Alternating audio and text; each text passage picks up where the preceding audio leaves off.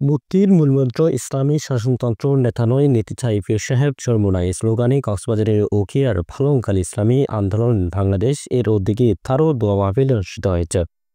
আজ সোমবার বিকেলে মাওলানা আহমদ হোসেনের সভাপতিত্বে অফিউল বছরের সঞ্চালনায় ফালংখালী রিগেল শোরুমের দ্বিতীয় তলায় ইসলামী আন্দোলন বাংলাদেশ ফালংখালী ইউনিয়ন শাখার উদ্যোগে আয়োজিত ইফতার মাহফিল অনুষ্ঠিত হয়েছে।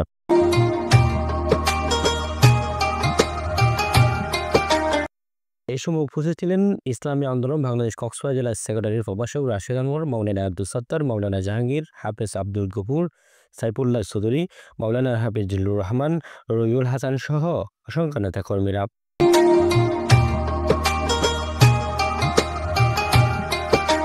এ সময় প্রধান অতিথি রাশেদ আনোয়ার একদম উলঙ্গনিতের মতো করে তারা বলেছিল কি আমরা আজকে আমি 100 দর্শন করেছি। পরে তাদের ব্যাপারে সরকার পদক্ষেপ নিয়েছে, কিন্তু দর্শন নিয়ে দেশে বন্ধ করা গেছে যায় নাই, দর্শন বন্ধ করা যায় নাই। পক্ষান্তরে দেখা যায় দর্শনটা আরো বেশি হয়ে গেছে, আরো বেশি বেড়ে গেছে। দর্শনকে বারবার রাষ্ট্র আইন করেছে, এর সর্বোচ্চ শাস্তি আজকে দেশের বিশ্ববিদ্যালয় থেকে শুরু করে দেশের সকল সাধারণ মানুষরা আছে কি করবে, দর্শনের সর্বোচ্চ শাস্তি ফাঁসি দিতে হবে।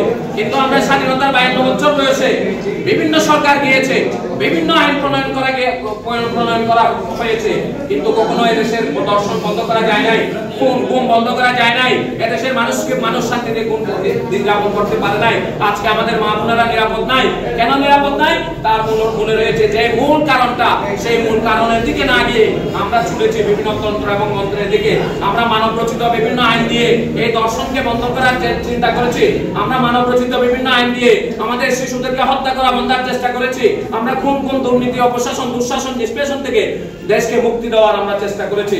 বিভিন্ন আইন দিয়ে আমরা সেগুলো দমন করার চেষ্টা করেছি। কিন্তু 52 বছর পরে এসেও আমরা জাতি হিসাবে আমরা এমন একটি নির্লজ্জ জাতিকে আজকে পরিচিত হয়েছে যে 8 বছরের একটি আমার ছোট্ট মেয়েকে আমি কি দিতে পারছি না, তার নিরাপত্তা দিতে পারছে। ক্যাম্পাসে আমাদের মেয়েরা নিরাপদ নয়, আজকে ঘরে নিরাপদ নয়, আজকে বাড়িতে নিরাপদ কারণে বন্ধুগণ এর একমাত্র কারণ হচ্ছে ইসলামী হুকুমত না থাকা। যদি আমরা ইসলামী হুকুমত প্রতিষ্ঠা করতে পারতাম, যদি আমরা দেশকে একটি কল্যাণ রাষ্ট্র প্রতিষ্ঠা করতে চাই, তাহলে সকল প্রকার অন্যায়, অবিচার, দুঃশাসন, নিপীড়ন, নির্যাতন থেকে দেশের মানুষকে মুক্তি দেওয়ার জন্য, সকল অপশক্তিকে দূরীকরণ করার জন্য এবং দুর্নীতি, দুঃশাসন থেকে আমরা যদি মুক্তি পেতে চাই, তাহলে একমাত্র মুক্তির পথ সেটা হচ্ছে ইসলাম এবং ইসলামই রয়েছে আমাদের একমাত্র মুক্তির পথ। সেজন্য বন্ধুগণ, আপনারা যারা এখানে এসেছেন, আপনাদেরকে ইসলামী আন্দোলন বাংলাদেশের পক্ষ থেকে আমরা আন্তরিকভাবে আহ্বান জানাই। ইসলামী আন্দোলন যারা এসেছেন, আপনাদেরকে ইসলামী আন্দোলন বাংলাদেশের পক্ষে কাজ করার জন্য আন্তরিকভাবে ধন্যবাদ।